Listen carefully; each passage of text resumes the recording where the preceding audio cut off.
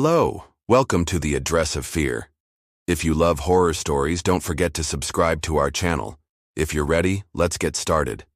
Mark thought that moving to an old house on the edge of a small, quiet town would bring him peace. Tired of the chaos of city life, he had longed to live closer to nature.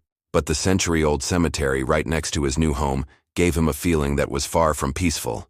It was eerie. He had heard a few things from the landlord about the place. "Nobody goes there," the old man had said as he handed over the keys. "Especially at night." Those words stuck with Mark, but he tried not to dwell on them. People in small towns, especially old ones like this, were prone to telling spooky stories. It was a tradition. Exhausted from the day, he lay down early.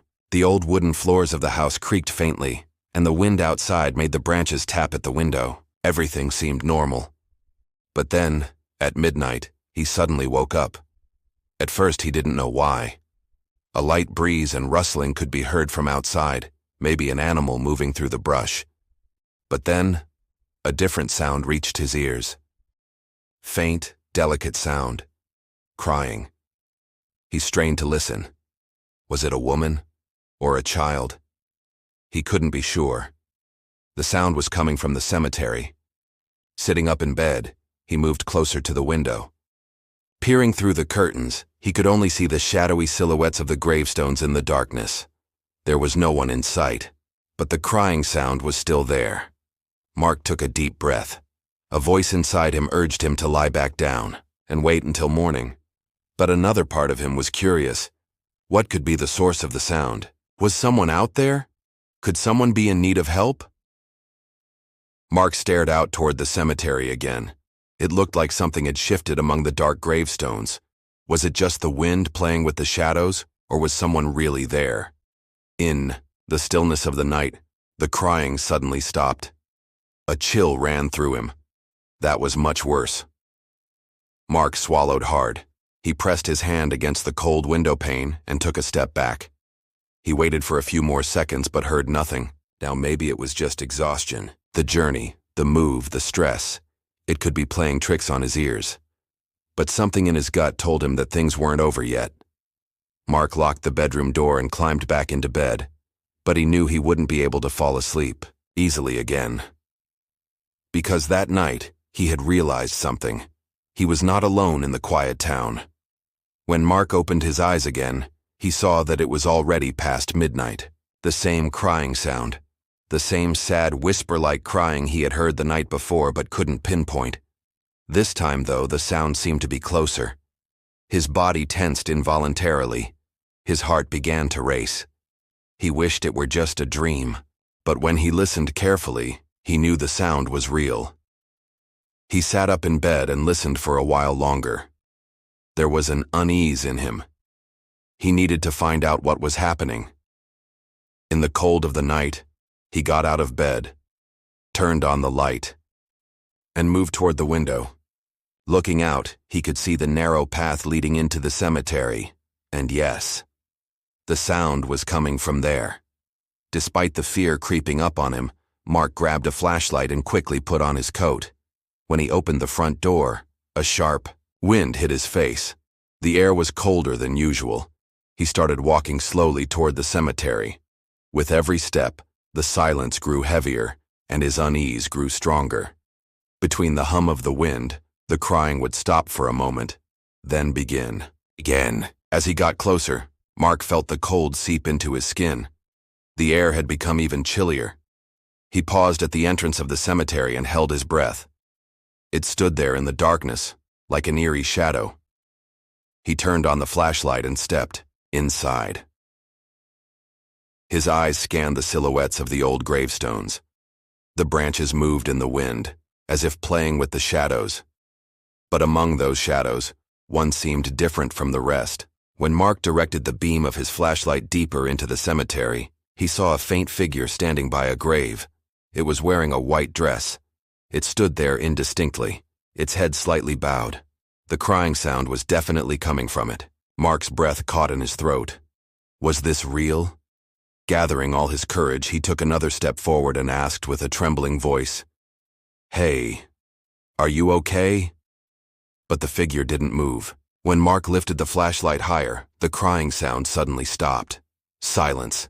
And then, in that instant, the figure quickly lifted its head. Mark let out a deep sigh and gripped the flashlight tightly. But just a second later, the shadow vanished, as if no one had ever been there. But Mark felt something very clearly. There was someone beside him, an unseen presence watching him.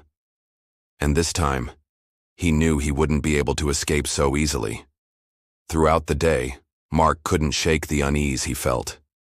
The strange, crying sound he had heard the previous night had been etched into his mind. He had heard a few of the town's other residents mention it, but none of them would speak directly about the cemetery. The townsfolk seemed strangely aware that nothing should be noticed. However, Mark needed an explanation. The figure in the white dress he had seen the night before, and the shadow that had disappeared. All of it must have meant something. Chatidain, truth. He was terrified, but at the same time, the unanswered questions were more frightening. Early the next morning, he decided to gather his courage and go to see Mr. Henderson, one of the oldest residents of the town. The man was well respected and had lived there for years. If anyone knew something, Mark thought, it had to be him. Mr. Henderson greeted Mark at the door of his house. After a brief greeting, the old man invited him in to sit down. As they quietly sat around the table, Mark gathered his courage to ask Mr. Henderson about the strange sound. "I've heard something about the cemetery. Is it true that there are people who have heard someone crying there at night?" Mark asked, wanting to ask the question directly. Mr. Henderson put on his old glasses and looked at Mark carefully. He spoke slowly, as if he believed the words he was about to say were part of a very old and secret story. "Many years ago, a very long time ago, there was a beautiful young woman in this town. Her name was Emily. She had a fiancé, but one day the man left her. Back then, everything in the town was very peaceful. No one could be this sad. But Emily chose to be. After she was abandoned, she hung herself from a tree in the town's oldest cemetery." Mr. Henderson's voice faltered, as if he was feeling the pain of the past. Mark watched him carefully as the old man continued. "From that day on, people began hearing someone crying in the cemetery every night. In the hours between night and dawn, no one dared to go near the cemetery. If you dared to look into someone's eyes, that's when the fear would begin." Mark listened intently, processing Mr. Henderson's final words. There was something, a feeling that something was missing. But what was it?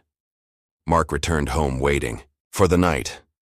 As the town slowly embraced the night, a hidden fear began to creep over everything.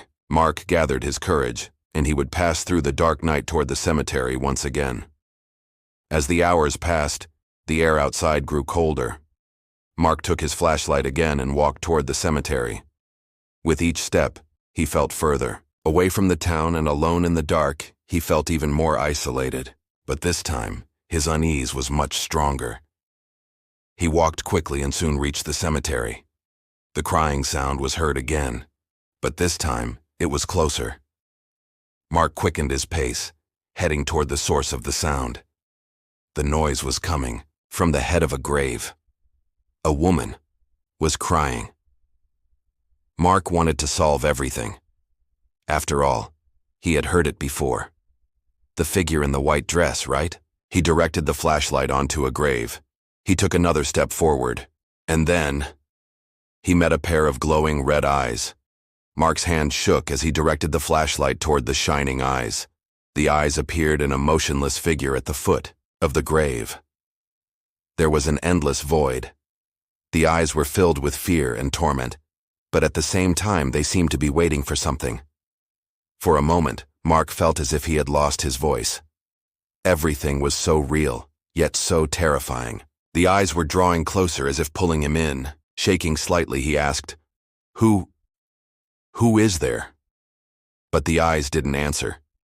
Instead, the crying sound grew louder.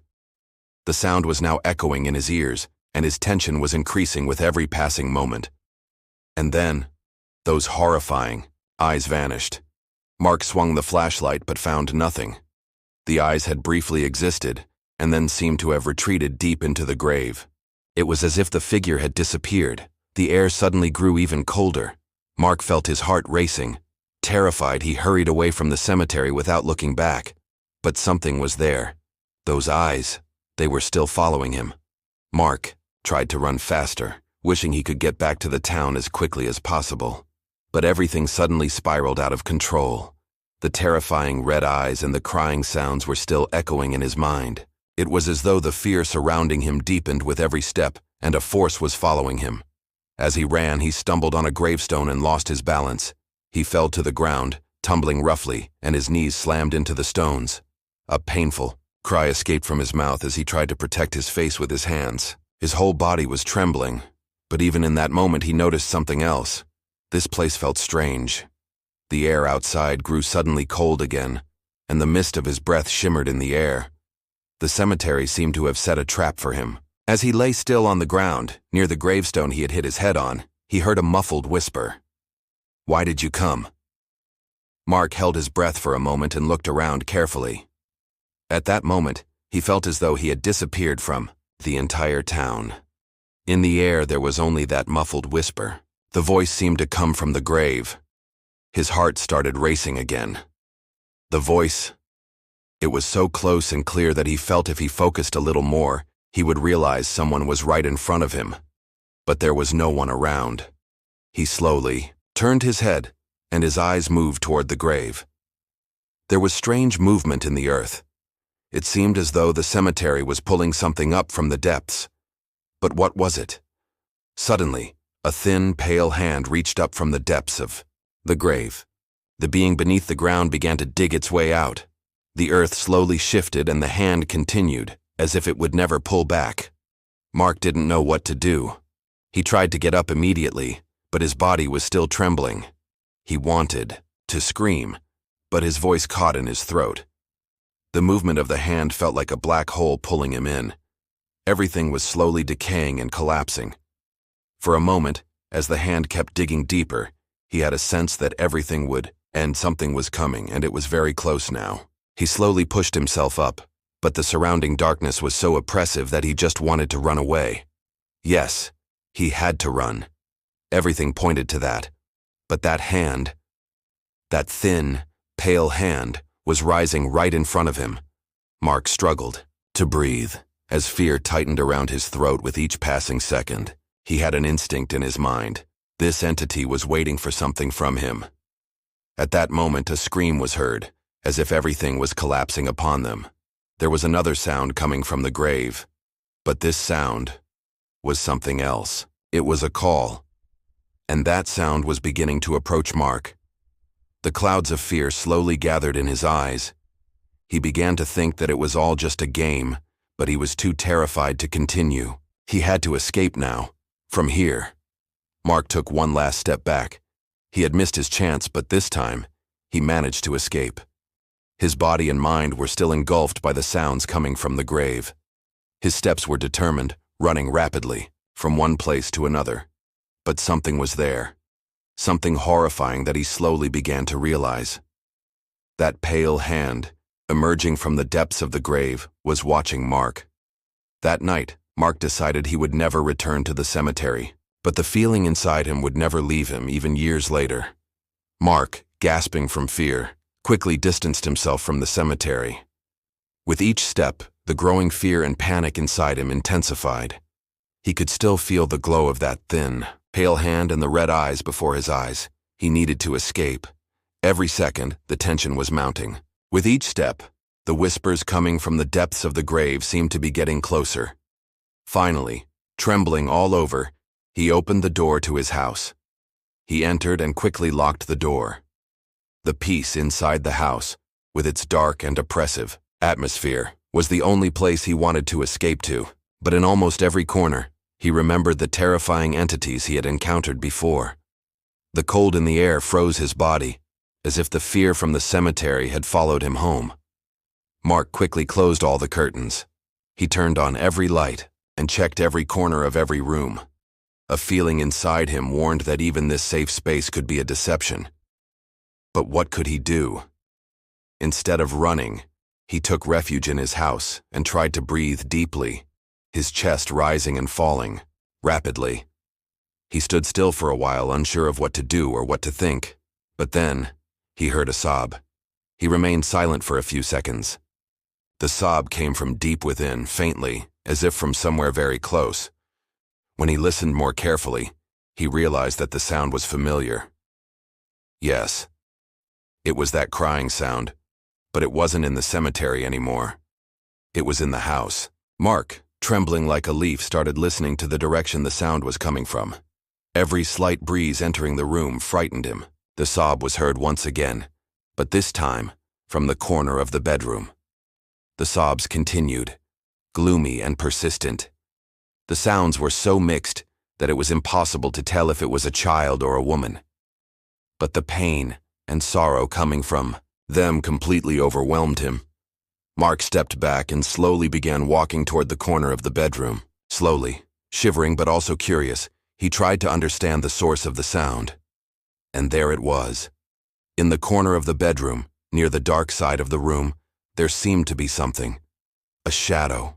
Mark, feeling his heart pounding rapidly, stepped forward, focusing his eyes on the dark corner.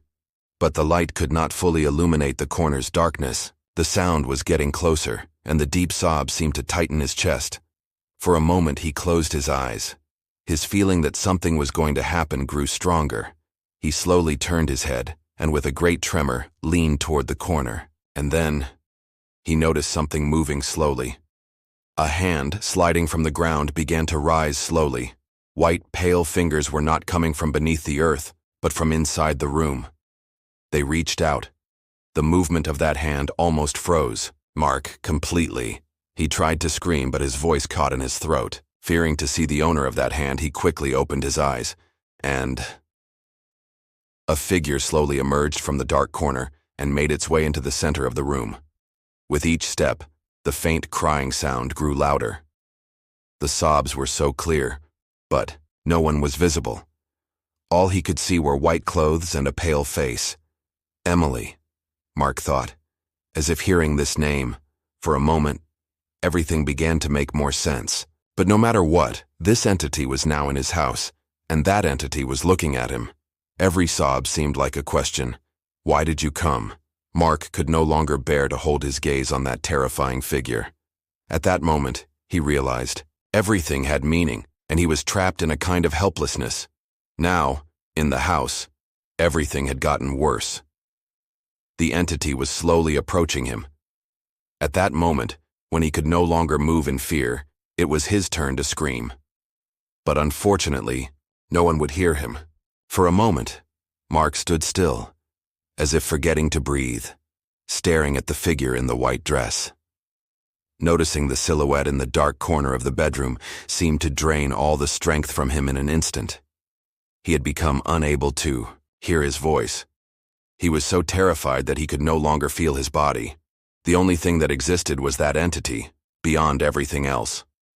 The figure slowly slid towards the side of the bed, and Mark's eyes followed each movement of the woman. The woman's white dress moved like a motionless sail, gliding slowly and heavily. Her eyes were filled with black tears. The tears slid down her pale face, dripping onto the floor. Each drop disappeared into the depth of the room. Mark took a deep breath, but like everything else, it was in vain. That breath felt like an agony that deepened his fear even more. With each passing second, the silhouette of the woman became clearer, growing larger. And worst of all, with each moment, she seemed to be getting closer. Something inside him was breaking. Then, the woman slightly tilted her head. That tilt for a moment gave her an indistinct shape. The black tears that streamed from her eyes seemed to grow like a shadow in the pale light of the room. Mark's heart raced. Each beat echoed in his head. His eyes tried to catch every detail of the woman's face, but something was wrong. No matter how clear she became, her face remained as blurry as ever. For a moment, it seemed like the woman was focusing on Mark's eyes, saying something, but her words faded away like a muffled and deep echo in the air. And then, the woman leaned toward him with a hoarse voice, almost like a whisper. At that moment, every word from the woman's voice exploded in Mark's mind. You don't belong here. As her words burned through Mark, a feeling of finality crept in. At that moment, Mark's body froze, motionless. Her gaze and her words were stronger than him. Was this a warning? A threat? A helplessness? Those questions spun in his mind in a chaotic whirlwind. The woman slowly lifted her head and continued to gaze at Mark more closely. The black tears in her eyes dispersed into the air around him, intoxicated with their presence. Her eyes were like a deep void, with gazes that screamed something was lost. But then, the lights went out. Suddenly, everything turned to darkness. Mark opened his eyes, but he could see nothing. It was so dark that no shape, no thing was visible. Everything slowly froze as if the darkness was an icy grip. All the lights had vanished, never to return again. In the darkness, Mark began to breathe slowly, but it was so chaotic that each breath felt like a forced necessity. The darkness had swallowed everything. There was nothing around him. No shapes, no sounds. Only the words he had heard from the horsewoman's voice. "You don't belong here." Everything was frozen. In his mind, there was only one thought. How would he get out of here? The woman's voice, now so distant it couldn't be heard, still echoed in his mind. Mark opened his eyes in the dark and tried to take a step, but finding the ground was so difficult. Every step seemed to vanish, as if it were swallowed. The darkness continued to envelop everything, pulling Mark deeper into it. Searching for an exit, but finding nothing, there was no way out. This place seemed like some kind of trap. Everything felt like a game, but this game was far more dangerous and profound. While waiting for the lights to somehow return, Mark's mind was still consumed by the woman's words, "You don't belong here." He felt like something else would be lost with each passing second. It was as if nothing would ever return to the way it was.